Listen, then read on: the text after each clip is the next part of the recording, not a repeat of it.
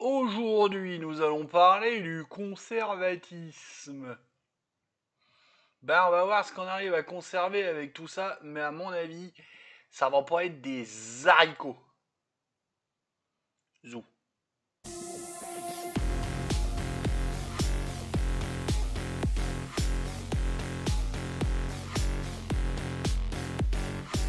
Salut mes biloutiers. Café, parce qu'il en faut. Et du bien chaud. Ouais, pas mal. Pour répondre à la question que vous vous posez pas du tout, parce que tout le monde s'en fout qu'hier la gestion des morts soit pas sortie, que ce midi il n'y ait pas eu le short, hein. Bah, je suis allé sur le circuit et puis j'ai regardé les deux dernières courses du Tourisme Trophy Endurance, un truc sympa pour les touristes. Parce que j'aimerais bien avoir juste leur niveau de conduite à ces touristes-là quand même. Belle baston hein, dans la dernière course, voilà. Tout le monde s'en fout, mais j'avais besoin de décompresser, donc bah, j'ai pris mon dimanche. Et vu que j'étais à la bourre, bah j'ai pas sorti de vidéo. Et toc. Du coup, la gestion des morts est reportée à l'épisode 140. Oh bah oui, je recycle hein, quand même. Je vais pas, on va pas se. Et je vous en dis toujours pas plus sur ce que ça va être, et les teasings vont toujours être aussi obscurs. Puis en plus là, je sens que celle-là, vous allez l'avoir le panneau que j'annonçais là dans les coupures à 12 minutes. Bah oui, il faut quand même tester le truc. Parce que le prochain truc qu'il va falloir tester, il va être beaucoup plus compliqué. Et j'ai l'impression qu'il y a des mots qui sont prononcés. J'ai l'impression que la chaîne est Shadowban. Vous allez mettre 200 en... Ouais, on peut Shadowban une chaîne juste avec 200 abonnés. Bon, faut pas se poser de questions. On en parlera justement dans 15 jours, 3 semaines, quand on refera d'autres essais. Pour comprendre ce genre de truc. Bref, toujours est-il que demain, l'épisode 138, c'est un politique, un Paul. POL, un Paul, pas un Popol. Steph, détends-toi. Je sais pas lequel des deux est le plus. Sur les institutions, nous allons parler du Conseil constitutionnel et un peu de la haute cour qu'on appelle par erreur le Congrès. J'ai même écrit le Congrès comme un couillon. Et après-demain, on fait un épisode de taxes, on va mettre le paquet sur le pétrole. Ouais, vous allez voir. Les taxes pétrole, elles sont pas mal. Vous allez voir, elles sont pas piquées des hannetons. Bon, en attendant, parlons du conservatisme. C'est parti. Elle a mis du temps à venir, celle-là. Hein. Nous allons encore changer un truc au sujet des voix. Visiblement, ça passe mal. Et puis, effectivement, à la relecture, il y a des trucs qu'on n'entend pas bien. Donc j'ai cherché et trouvé un nouvel outil, je le maîtrise encore un peu mal, pas très bien pour l'instant. Faut que je m'y habitue. Donc merci pour votre indulgence. Et comme vous n'en avez pas, eh ben, je vais faire avec ce que vous allez me donner. Je parle pas des habitués, hein, les Stilgar, les Monsieur Reps, les gentils, là, les Triskel, je sais pas. Je sais que vous, mais les occasionnels, qui pensent que je dois faire le même niveau que Ridley Scott. Pour leur bon plaisir, sans même se dire que je pourrais faire ça juste avec les moyens du bord. En même temps, quand tu vois, il paraît que la Gladiator 2, c'est tout pourri, alors bah, je dois être au même niveau finalement. Quand vous aurez 500 balles à me filer pour acheter un projecteur pour que j'ai une belle lumière, pour avoir des exigences. Voilà.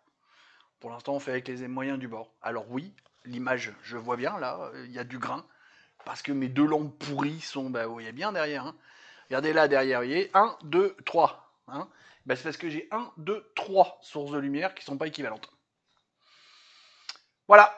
Et puis vu qu'on est en novembre, il est 16h, je suis à la bourre là, j'ai moins de 2 heures pour vous poster le truc, il fait nuit tôt, c'est tout pourri. Bref. Et oui, en été, l'image était bien plus jolie. Et oui. Et là, l'image se dégrade avec le temps. Il fait moche aujourd'hui. Bon bref, on n'est pas là pour parler de ça. Je cherche juste à faire assez longtemps pour avoir vraiment le panneau des 12 minutes.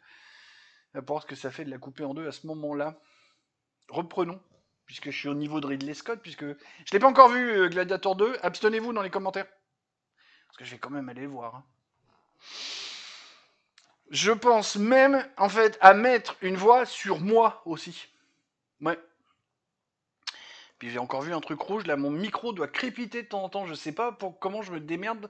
Je retravaille les réglages à chaque fois et ça marche pas. Bref, je vous dis, je pense même à prendre une voix synthétique, ou quand j'aurai compris comment fonctionne l'outil, il paraît que je peux mettre la mienne dedans. Et comme ça, je pourrais juste jouer avec des images. J'aurai même plus moi qui fait coucou. Ou alors si, je le ferai comme ça, mais il y aura un truc qui parlera à côté. Je sais pas, je vais voir. Parce que alors là maintenant, au lieu de faire du voice maker, du voice mode modifier ou des choses comme ça, là je suis allé vers un text to speech. Alors il y a à peu près une vingtaine d'années, on me félicitait pour ma prose, pour tous les textes que je publiais à l'époque sur Facebook, puisque c'était le truc qui était en vogue. Il y a plein, mais vraiment, sincèrement, c'est pas pour me l'impéter, il y a plein de gens qui disaient putain, mais Eric, parce qu'à l'époque je m'appelais pas encore Ablanor, mais ils étaient là, Eric, enfin super bien écrit, machin, avec des punchlines, avec des trucs, il y avait ce qu'il fallait. Bon, je me dis, si je retrouve ce mode d'écriture, je le fais dire par un texte ou speech, comme ça on est tranquille, il n'y a pas ma voix. Ou pas ma vraie voix. Ou ma voix retravaillée par IA, parce que si vous le savez pas, il y a des outils en ligne, vous parlez, ça capte votre voix, et après vous mettez des textes et ça vous fait dire ce que vous voulez. C'est pour ça qu'il faut aussi faire gaffe avec des vidéos qui sortent avec Trump qui dit un truc, Macron qui dit un truc, ou le nono le dilaté qui dit un truc, parce que il y a toujours un risque que ce soit pas vrai. Faites très attention sur ce genre de vidéos. Il y en a qui sont très bien faites.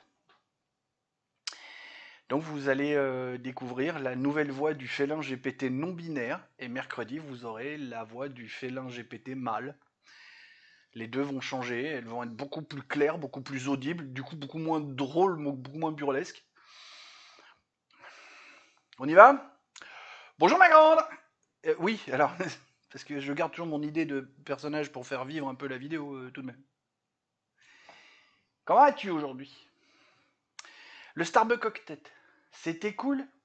Oui, et pour faire plaisir à Steph Vomfas nous avons fait une portée, que voici. J'en suis très fier. Ah oui, quand même. Ça va, ça se passe bien pour toi. Et lui, il a reconnu tous ses enfants. Oui, ça va tranquille.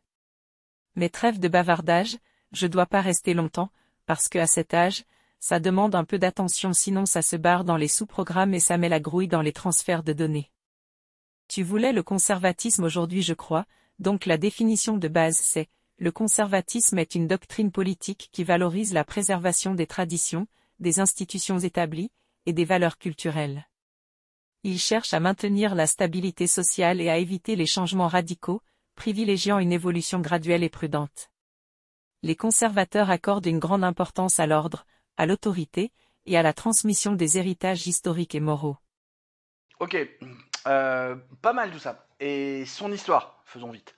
Le conservatisme émerge au XVIIIe siècle en réaction aux bouleversements causés par les révolutions, notamment la Révolution française de 1789. Edmund Burke, souvent considéré comme le père du conservatisme, critique les changements radicaux, prônant une évolution prudente pour préserver les traditions et l'ordre social. Au XIXe siècle, il se développe face à l'essor du libéralisme et du socialisme, en défendant l'autorité, la religion et les hiérarchies sociales.